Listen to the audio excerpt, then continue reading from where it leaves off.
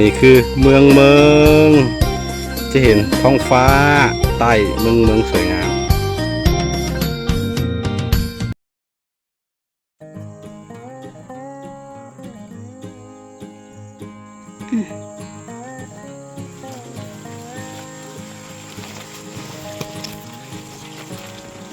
สบายดีทุกคนยินดีต้อนรับเข้าสู่ช่องอาคาน้อยเนาะมื้อนี้เฮาสิเข้าป่าเด้อบรรยากาศแรงๆหลังจากเอาควายเข้าคอกแล้วสิไปเก็บมาไฟเนาะมาไฟอยู่นี่แหละแคมป์สวนเฮาแหละติดสวนเฮาเลยเนาะนี่กำลังสิสุกแล้วเราสิไปเก็บเนาะในระหว่างที่เฮาสิไปเก็บมักไฟนี่สาลีของเฮาเนาะไก่ที่ได้กินเราข้าวโพดอันนี้บ่แม่นตัวเขาเกลือเป็ดเกลือไก่ตัวนี้จะเป็นสาลีดอยมันจะเป็นใหญ่ๆเม็ดมันแต่ก่อนเขาอึดเข้าเขาจะกินตัวข้าวโพดตัวนี้เนี่ยเป็นอาหารตัวนี้แซ่บเลยส่วนหลายจะมีเนียวพันธุ์ตัวนี้จะมีกับคนดอยมันจะเป็นคนม้งบอกคนอาค่าบอกประมาณนี้เลยทุกคนเด้อนี่คือข้าวโพดดอยสาลีดอยโอ้สะอ่อนปลูกแป๊บเดียวนี่เป็นได้ว่าใหญ่ไว้เท่าเนาะตัวเนาะ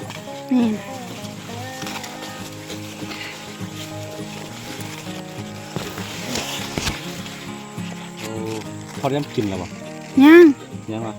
มันเห็นล้นมุดก็เลยเดี๋ยวเขาย้ำกินแล้วก็เอาไปต้มอ่ะพี่น้องเอ้ยแซ่บปิ้งกินต้มกินอันนั้นเนาะปลาเราไปคั่วกินแม่นแซ่บแล้วก็ยกช่องมันจะเป็นผักกาดพี่น้องเห็นไหมมื้อนี้เฮาเฮ็ดผักกาดส้มเฮาเฮ็ดเก็บไว้นี่เป็นผักกาดส้มผักกาดแต้มอันนี้คือเนื้อมาก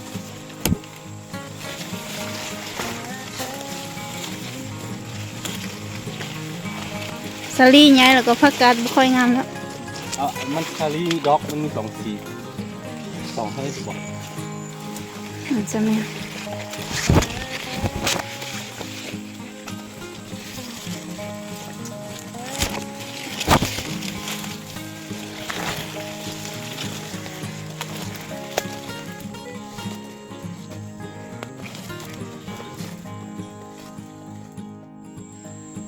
นี่ทุกคนพอขึ้นมาฮอดภูของเฮาเนาะนี่คือหญ้างัวเลยพี่น้าเด้อดอกแขมใช่ป่ะหญ้างัวที่เขาปลูกไปบ่ขึ้นพี่น้อง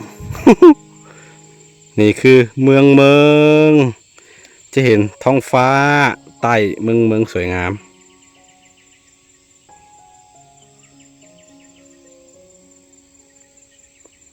ตึกตำรวจโอ้สวยงามพี่น้องเอ้ยตอนนี้พระอาทิตย์กำลังจะตกดินแล้วเขาสิไปเก็บมาไฟกันสักครู่เพิ่นมักเห็นบ่จะกินมากไปหวาน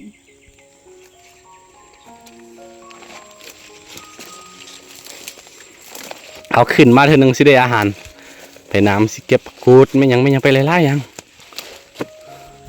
ปลูกหญ้าบ่ขึ้นหวานอันบ่ขึ้นจักหน่อยทุกคนสิได้ปลูกอีกโอ้โหดให้เหลือเกินฝ้าใจดำเหลือเกิน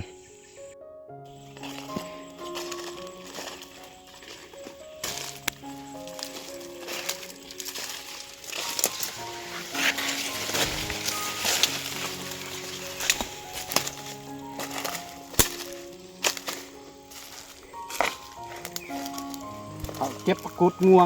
งอบอกงวงเอาไปมกกินพี่น้อง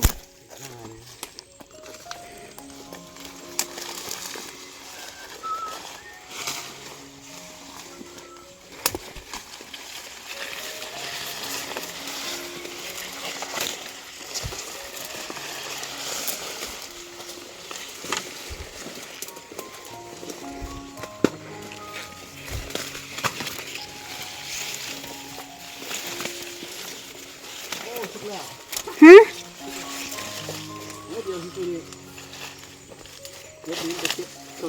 อยู่เซว่ามีหลายอยู่เทิงวะ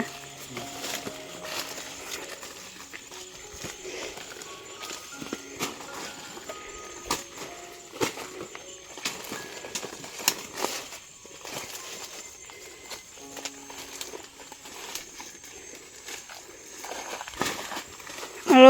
ไอ้มาเก็บอยู่นี่เนี่ยมือนั้น มีน้อยแต่ว่าอร่อยเด้อ หวานหวาน มีหลายมาบนทางนี้มันมีทางอื่น โไอ้ไทยสวงอันนั้นเต็มฮะน่ะน่าจะสุกแล้วแหละเดี๋ยวจะเบิ่งมี เหมือนเนาะ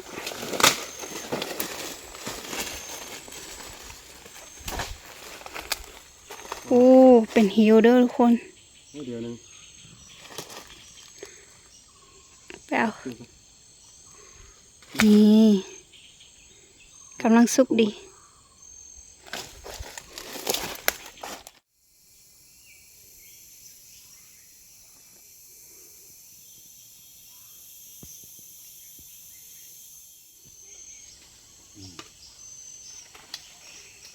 อร่อย โอ้หวานเลยตัวนี้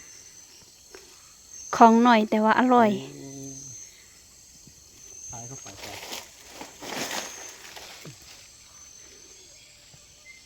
ระวังเด้อ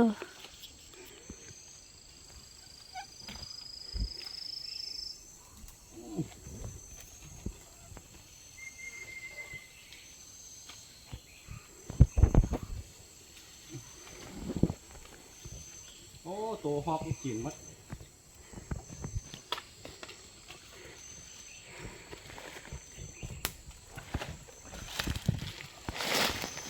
มัดไฟจุดไว้เนาะ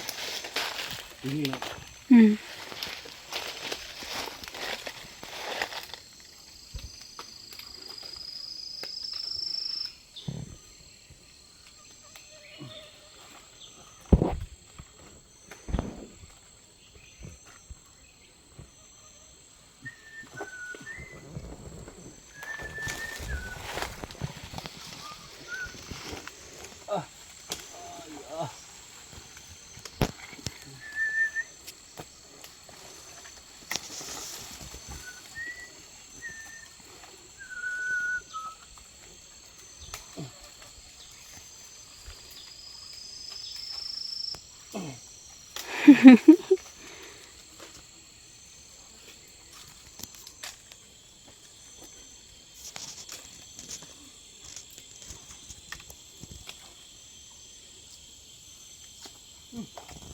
จะบอก ยืดเชิงนี่ไม่ค่อยหวานลมหวาน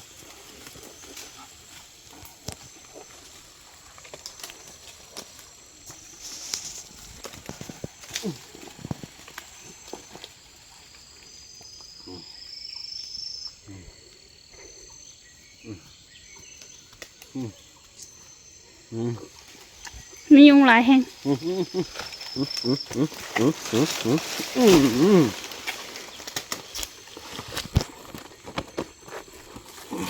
เนี่ยตัวมด หมดหมดหลายเนาะ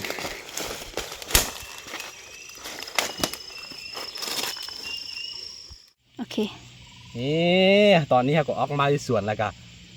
กินมาไฟนั่งซุ้มวิวเมืองเมือง ชมวิวเมือง กรอบๆหวานๆให้น้องเอ้ยมาพี่ครับครูเสียเบิ้งกันพี่ขาวๆตัวนี้มันจะเป็นข้างในขาวบางอันจะเป็นสีแดง บางอันจะเป็น สีดอกมะเขือ สีดอกมะเขือหวานๆเลย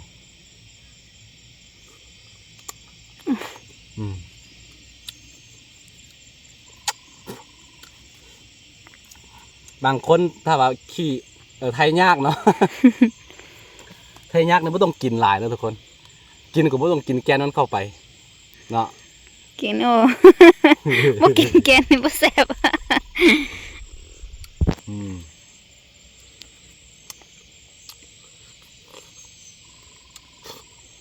เคยมีประวัติตอนนั้น ตอนเด็กหน่อย กินหลายจนถ่ายบ่ออก จนหายเลยนะ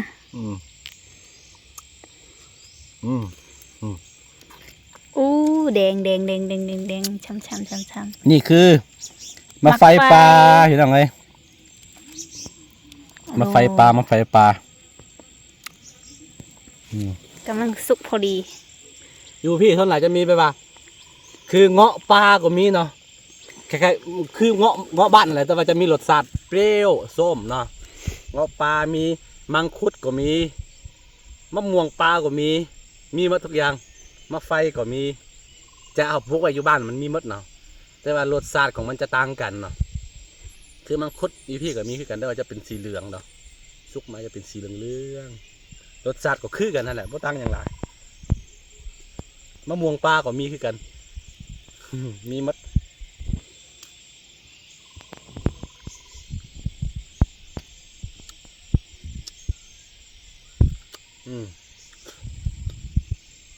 พระอาทิตย์ตกดินแล้วพี่น้องเอ้ยเอาสักครู่ซิม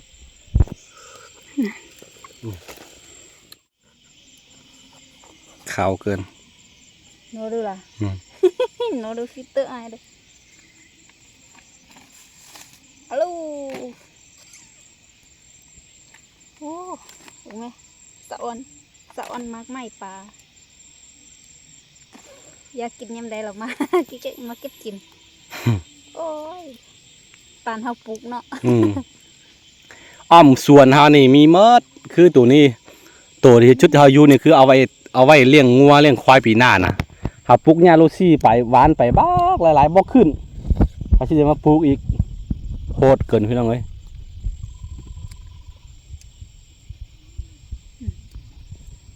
สุกบนเลยช่ำอุ้ย ตัวฮอกมีตัวฮอกหลายกันนี่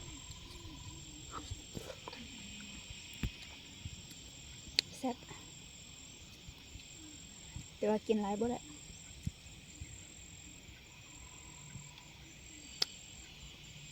อร่อย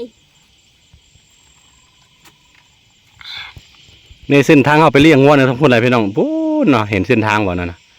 มีเส้นทางไปแล้วก็จะมีบ่มีบ้านคนเลยหั่นน่ะมีหลายๆล้านเฮกตาร์เนาะหลายๆไร่ล้านไร่คือสามารถตั้งได้เมืองหนึ่งนะอยู่หั่นน่ะ มันจะมีธงเพียงอย่าง จะมีตรงเพียงใหญ่กว่าเมืองหลายๆเท่ามันอยู่ในแสดนเมืองเวียงภูคาเมืองรองหลวงลำทากับเมืองบ่อแก้ว แต่ว่าตอนนี้ให้จีนเข้ามา